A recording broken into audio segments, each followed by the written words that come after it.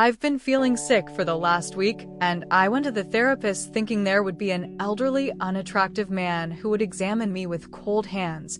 But when I got there was a handsome man who treated me in an unconventional way, and when it was happening, I imagined my husband, but in the middle of the treatment, my husband came in and saw everything. After what he had done, they called an ambulance and the police, and everyone is talking about it on the news. There are days when you walk into a room expecting to be invisible. I didn't wear makeup. My hair was pulled into a knot I hadn't even looked at in the mirror. My sleeves were pushed up like a child going to the dentist. I was prepared to undress emotionally and physically for someone who wouldn't look me in the eye. I just check the vitals, frown, tap a keyboard. That's what I thought I was walking into. But instead, the air shifted the second I stepped inside. He stood with the clipboard, back turned, flipping through my file, and then he looked up. Not just glanced. Looked. Like I was something he didn't expect to find in his day. His eyes paused for a second too long. Not in a way that felt intrusive, but in a way that felt like I'd just remembered I had skin. I said something awkward. I can't even remember what.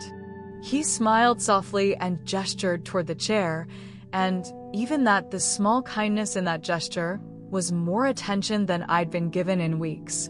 Maybe months. Maybe longer. I told him my symptoms: heaviness in my chest, low energy, strange aching behind my eyes, sleeplessness.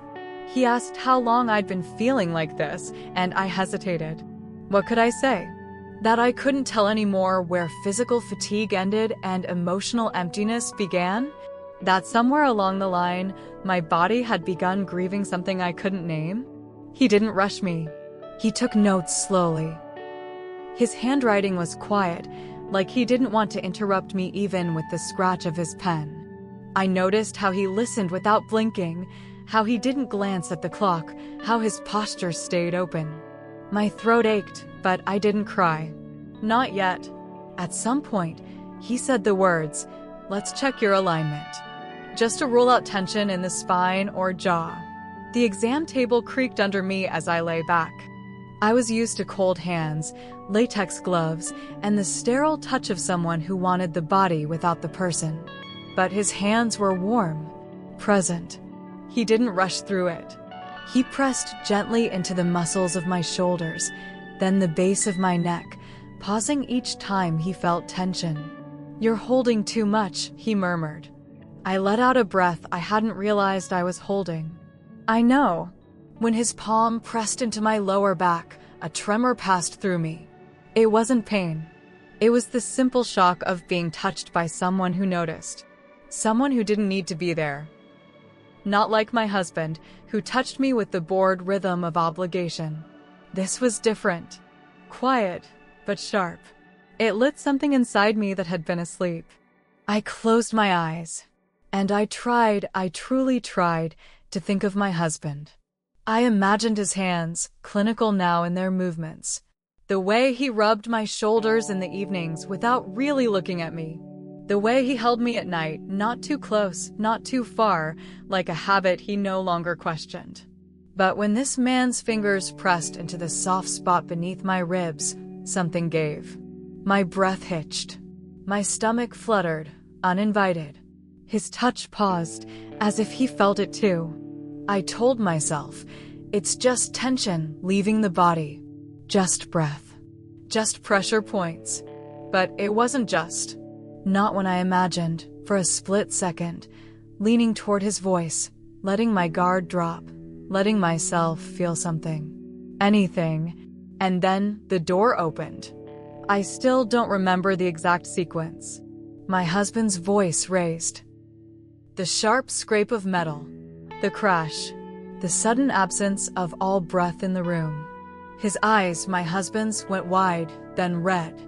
I saw myself through his eyes, lying on the table, my blouse rumpled, his hand still hovering near my hip. Nothing had happened, but everything had happened. What followed was chaos.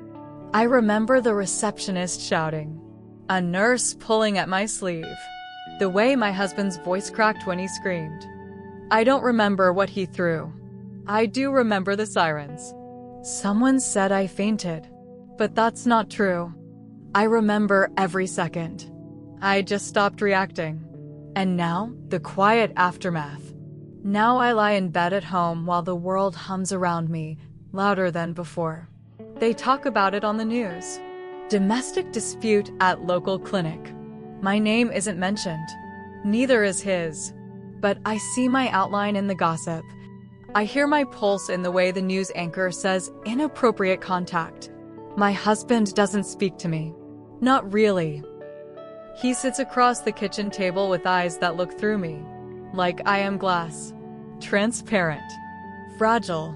Breakable. Already broken. He hasn't asked what really happened.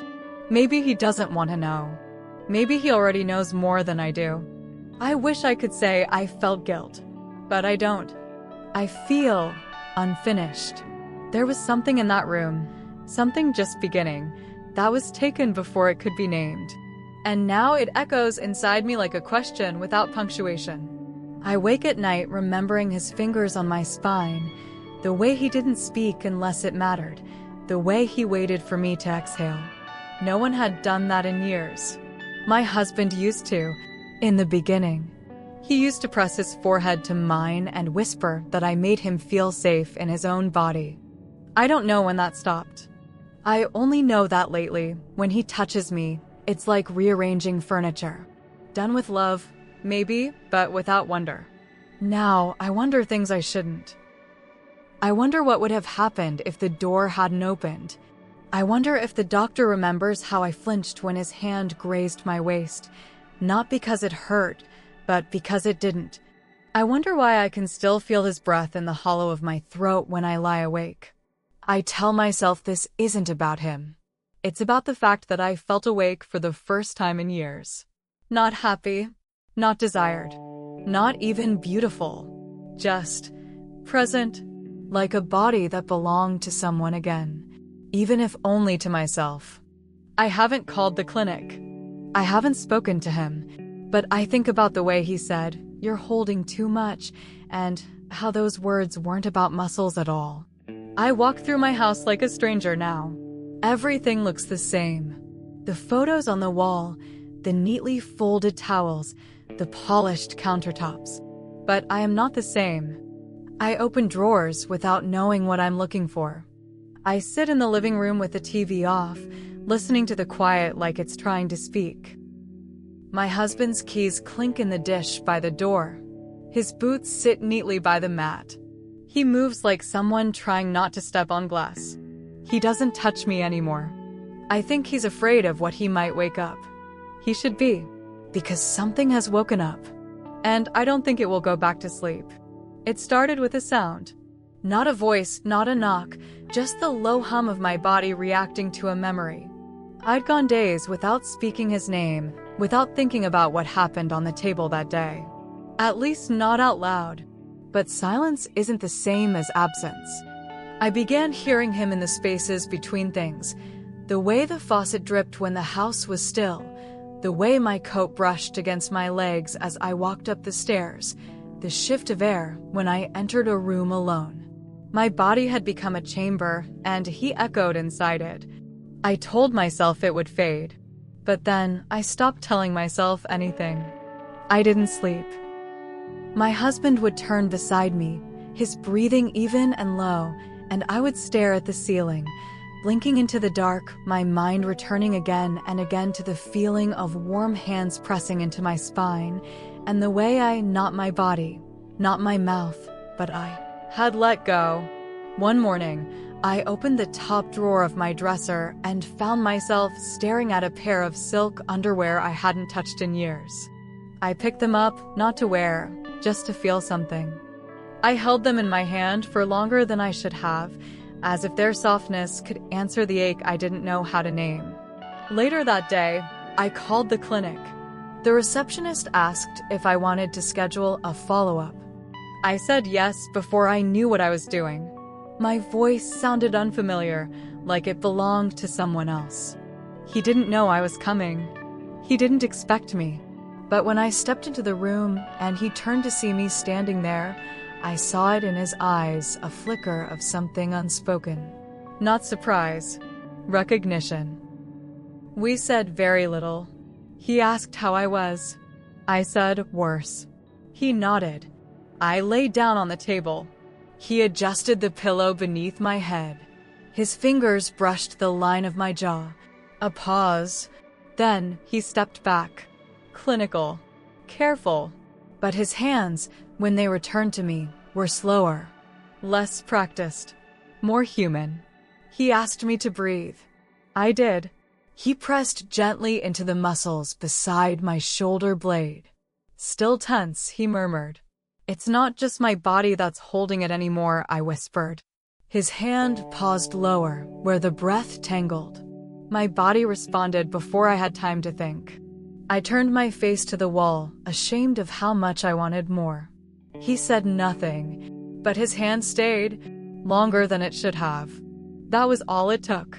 Not a kiss. Not a confession. Not a breaking point. Just one moment too long.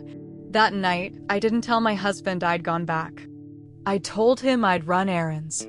He asked if I picked up the dry cleaning. I said I forgot. He laughed. I smiled.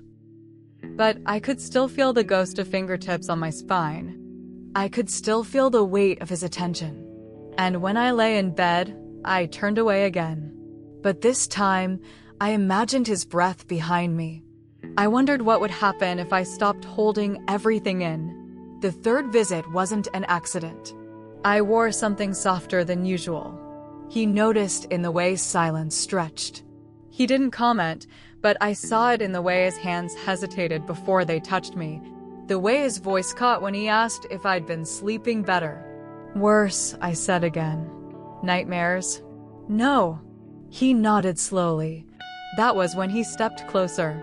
Not professionally, not with intent to treat, but with the gravity of someone no longer pretending. His hand hovered above my hip. I didn't move. He didn't either. The silence between us thickened. Not awkward. Charged. I turned my head toward him. Our eyes met. I keep trying to think of my husband, I said, barely more than a breath. His jaw tightened. And does it help? It's the only way I can survive the guilt. His hand hovered near, like he was afraid the air between us might break. Not like a man touches a woman. Like a man holds a secret he knows he shouldn't keep, but can't let go of. I don't want to be your escape, he whispered. Then what are you? He didn't answer. He stepped back. I left without saying goodbye. At home, everything was in place. The smell of soup. The sound of the dishwasher. My husband humming tunelessly as he wiped the counters. I walked into the kitchen and stood behind him, silently watching the curve of his back, the way his hands moved. He turned and smiled, as if nothing had shifted. You okay? He asked. I nodded, and something inside me cracked. Not from betrayal, from absence. I wasn't there. I wasn't anywhere. Except in the echo of a room where someone had once touched me like I mattered. I went back a fourth time. This time, I didn't bother making an excuse. I walked in, sat down, and he looked at me like he had waited every day for that moment. He didn't ask what I needed. He simply closed the door. I don't know how to do this, I said. Neither do I. And for the first time, we didn't try to be anything we weren't. I sat on the table. He stood in front of me. We didn't touch, but everything inside me moved toward him. My breath, my attention, my ache. He whispered, "You're shaking." I haven't stopped. He exhaled. And then he said the thing I wasn't prepared to hear. If we keep doing this, you won't be able to go back. I didn't answer, because I already knew he was right. It became easier to lie than to speak the truth. Not out of malice, not even fear, just exhaustion. The truth felt too large, too jagged. It scraped against the edges of my voice every time I came close to saying it. So I didn't. I said I was tired. That work was piling up, that I had a headache, that I needed space. And no one questioned it because I'd built my life on quiet reliability. I was the woman who remembered birthdays, who folded laundry in perfect stacks, who kept her voice soft at dinner. But inside me, there was a fire. I woke with it, slept with it, dressed around it. I moved through intimacy with my husband while something unnamed burned quietly inside me. I kissed him goodnight with the memory of his nearness still lingered on my skin like shadow. My husband said I seemed distracted. I smiled and said I was fine. He believed me. At night, I would turn away from him in bed and close my eyes to visions that didn't belong in our marriage. Fingers that weren't his. A voice that spoke to a version of me he'd never met. The doctor never asked for more. He never called me late. Never sent a single message. He didn't need to. I came back. Again. And again. Not for treatment. Not even for him. I came for the space between us. The charged silence. The ache. The knowledge that I could still be undone by nothing more than presence. We didn't speak of what we were doing. We never named it, because naming it would make it real, and real things demand decisions. This was something else. I remember one visit. He didn't touch me at all. He sat across the room, arms crossed, eyes watching me like he was waiting for me to shatter. "Why do you keep coming back?" he asked. I didn't know how to answer. "Is it because I don't chase you?" he added, his voice soft. I shook my head. "Then what is it?" I looked at the floor. "Because you see me." He stood slowly, walked toward me, but didn't reach out. "And who do you see when you look at me?" I lifted my eyes. My undoing. That day, we didn't touch, but I left more shaken than any other time. At home, my husband made me tea, asked if I wanted to watch something. I nodded. We sat on the couch. His hand found my knee. I didn't flinch, but I felt nothing. I rested my head on his shoulder and thought about another shoulder, another kind of silence. The days became a blur of pretending. I pretended to laugh at dinner with friends. I pretended to care about weekend plans. I pretended to be whole. But in the mirror, my eyes betrayed me. They were darker, wilder, hungrier. One morning, I caught my reflection and didn't recognize it. Not because I looked different, but because for the first time, I looked honest. There were shadows beneath my eyes that hadn't been there before. A tension in my jaw I couldn't unclench. My lips looked fuller, always slightly parted, like I was waiting to speak but didn't know how. He asked me to stop coming. It was early. Rain tapped the windows. The room smelled like antiseptic and something warmer, him. "This isn't sustainable," he said. I said nothing. "You're going to break." "I already have." He looked at me like he wanted to hold me and flee from me in the same breath. "You need to choose." I did. He sighed, rubbed the back of his neck. "And what did you choose?" "To live in the lie." He turned away. I reached out. My hand brushed his back. He froze. "Just one more moment," I whispered. "Let me have one more." He turned, slowly, his presence steadied near my side. "One more and then what?" I didn't answer, because I didn't know. We stood like that for what felt like hours. Then I stepped back. "Next time will be the last," I said. He nodded. "Then make it count." At home, I folded towels with trembling hands. I made dinner, washed dishes, took out the trash, all while knowing I had a countdown in my chest. My husband held me that night, pressed his lips to my shoulder, said, "I love you." I closed my eyes and whispered, "I know," but I didn't say it back. The final time didn't feel final, not in the way endings are often portrayed in books or films, where the world shifts dramatically and something explodes or falls apart. Instead, it felt quiet, inevitable, as if my feet had already known where to go before I gave them permission to move. The sky was soft that morning, streaked with a pale blue that seemed to stretch forever, touched by that particular stillness that arrives when the air is holding its breath. And for a moment I wondered if the entire city had paused to watch me walk away from everything I used to be. I wore the black dress he once told me made me look like someone who belonged to no one but herself, simple, fitting, a reminder of the person I was becoming, not for him, but for me. No earrings, no necklace, no mask. Just skin, breath, and the intention to finally choose. He opened the door before I could knock, and in the moment our eyes met, I saw that he, too, was no longer holding the weight of desire, but something heavier, something more sacred, understanding. Neither of us smiled. The room behind him was dim, lit only by a thin slice of daylight breaking through the cracked window, where the city murmured below, distant and unimportant, like a life I had outgrown. "You came," he said, and though his voice was quiet, it carried all the things we hadn't said in the days and weeks between touches and silences. "You asked me to make it count," I replied, and I meant it not as a promise to him, but to myself. He nodded, but not in agreement, more like surrender. "Does this count as goodbye?" he asked.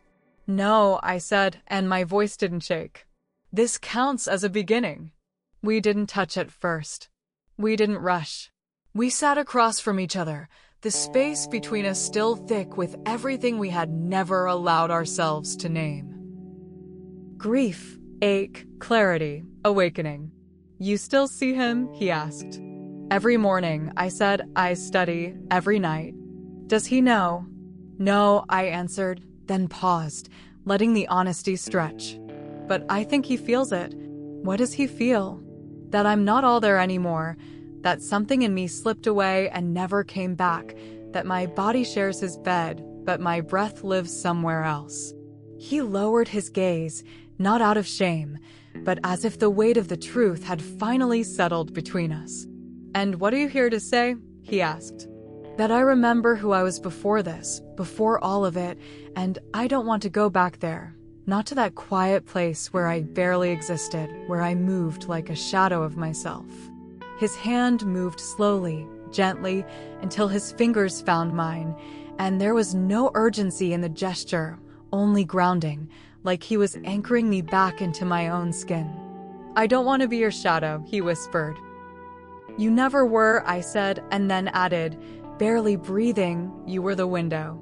He closed his eyes. Our foreheads touched, and for a long time we didn't move, letting the silence hold us, wrap us, bless us. It wasn't heat. It wasn't hunger.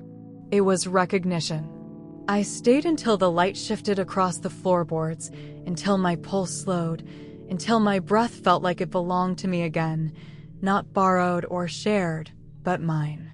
When I stood to leave, he didn't reach for me. He just watched.